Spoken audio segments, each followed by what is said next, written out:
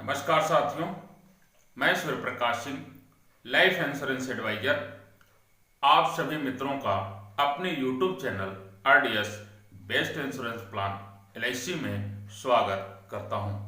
दोस्तों, आज का वीडियो ऑब्जेक्शन हैंडलिंग के ऊपर है। साथियों, हम अभिकर्ता साथियों की दो प्रमुख समस्या है। पहली समस्या है प्रॉस्पेक्टिंग और दूसरी जो सबसे बड़ी समस्या है वह है ऑब्जेक्शन हैंडलिंग। क्योंकि साथियों, पॉलिसी को कैसे बेचूं यह कोई समस्या रही नहीं। समस्या तो यह है कि पॉलिसी किसको बेचूं, यही मुख्य समस्या है। और किसी प्रकार से जब हमें पार्टी का नंबर मिल जाता है, अपॉइंटमेंट हम फिक्स करते हैं, पार्टी के साथ हमारी मीटिंग होती है। अब मीटिंग होने के बाद जो सबसे बड़ी समस्या आती है, प्लान प्रेजेंटेशन के बाद जो सबसे बड़ी समस्या आती है वो आती है ऑब्जेक्शन। क्योंकि पार्टी कोई न कोई ऑब्जेक्शन हमारे सामने जरूर करता है। दोस्तों, इसी प्रकार के एक ऑब्जेक्शन को इस वीडियो के माध्यम से हम हैंडल करने का प्रयास करेंगे। वह ऑब्जेक्शन है पिताजी से पूछकर बताऊंगा। दोस्तों, यह बहुत ही चर्चित और फेमस ऑब्जेक्शन है कि जैसे ही प्लान का प्रेजेंटेशन करने के बाद, सारे प्लान को समझाने के बाद, पार्टी हमारे सामने एक समस्या रखता है, एक ऑब्जेक्शन रखता है कि मैं पिताजी से पूछकर बताऊंगा। दोस्तों, ऑब्जेक्शन हैंडल का जो सबसे सही और आसान तरीका है वह है सही समय पर, सही तरीके से और सही सवाल पूछना। क्योंकि दोस्तों, बात जब दिल पर लगती है तभी बात बनती है। हमें पार्टी से सवाल पूछना है। क्योंकि मैं भी एक अभिकर्ता हूं और मेरे साथ भी इस तरह के ऑब्जेक्शन आते रहते हैं। अभी कुछ ही दिन पहले की बात है, एक ऑब्जेक्शन मेरे सामने आया। एक हमारी पार्टी थी जिसको मैं लगभग 3-4 सालों से फॉलो अप कर रहा था। मैंने उसे प्लान समझाया। उसकी एक लड़की जिसकी उम्र 1 वर्ष है, उसके लिए हमने उसकी बिटिया की शादी हेतु कन्यादान कंसेप्ट का प्लान हमने उसे समझाया। प्लान समझने के बाद दोस्तों, उसने मेरे सामने ऑब्जेक्शन रखा कि मैं पिताजी से पूछकर बताऊंगा। जब उसने अपने पिताजी से पूछा इस प्लान के विषय में, तो उसके पिताजी कहीं न कहीं उसको टाल देते हैं। इसके बाद मैं लगातार उस पार्टी के साथ फॉलो अप करता रहा। हफ्ते, 15 दिन, महीने दिन, जैसे जैसे हमें समय मिलता रहा, बीच बीच में मैं उस पार्टी से मिलता रहा। दोस्तों, इसी प्रकार के क्रम में लगभग 2 से 3 साल हमारे गुजर गए और आने वाले समय में वह पार्टी जो मेरी थी वो एक लड़की का और पिता बन गया, यानी उसकी 2 बेटियां हो गई। बीच बीच में मैं उसके साथ फॉलो अप भी करता रहा। इसके बाद जब मुझे यह पता चला कि उसकी एक बिटिया और हो चुकी है, मुझे लगा कि एक बार इस पार्टी से मुझे फिर मिलना चाहिए। दोस्तों, जब मैं उसके सामने फिर समय लिया और समय लेने के बाद उस पार्टी से मिला, हमने उससे कहा कि दोस्त, अब आप एक नहीं 2 लड़की के पिता बन चुके हैं और अब आपके ऊपर 2 लड़कियों की जिम्मेदारी है, इसलिए आपको पॉलिसी ले लेनी चाहिए। दोस्त, वो थोड़ा मायूस होते हुए कहा, सर, मैं प्लान तो लेना चाहता हूं, पॉलिसी तो लेना चाहता हूं, परंतु मैं जब भी अपने पिताजी से बात करता हूं तो हमारे पिताजी हमको मना कर देते हैं। वो आगे टाल देते हैं या तो मना कर देते हैं, अभी रहने दो, इसलिए मैं प्लान को नहीं ले पा रहा।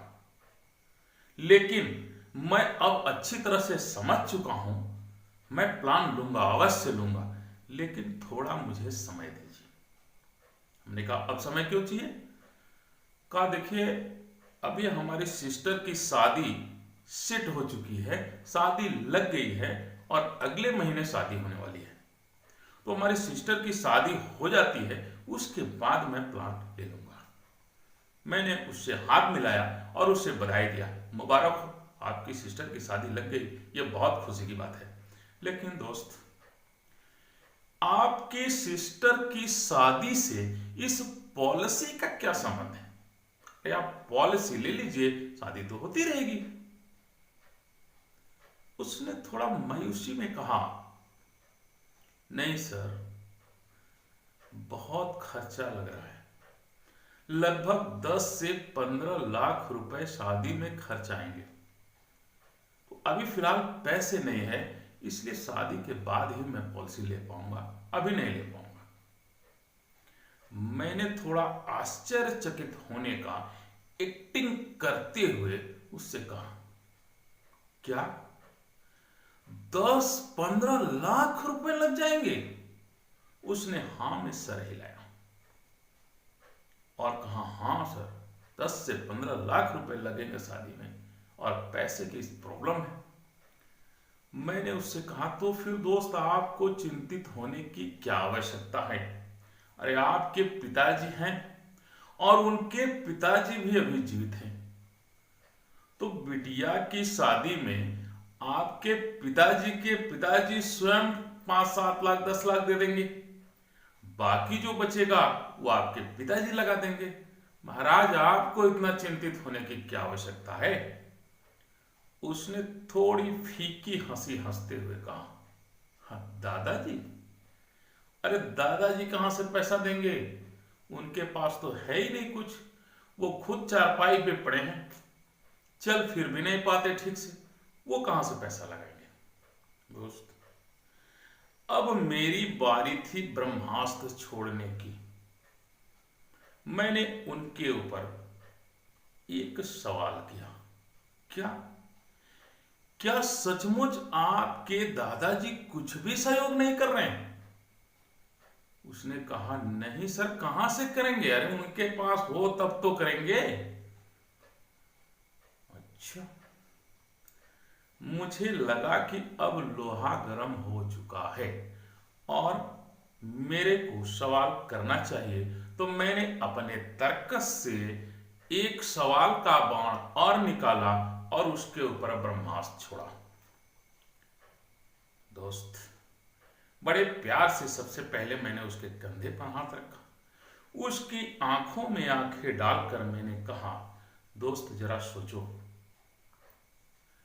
जब आपके पिताजी अपनी बिटिया की शादी कर रहे हैं तो उनके पिताजी एक पैसे का भी सहयोग नहीं कर रहे।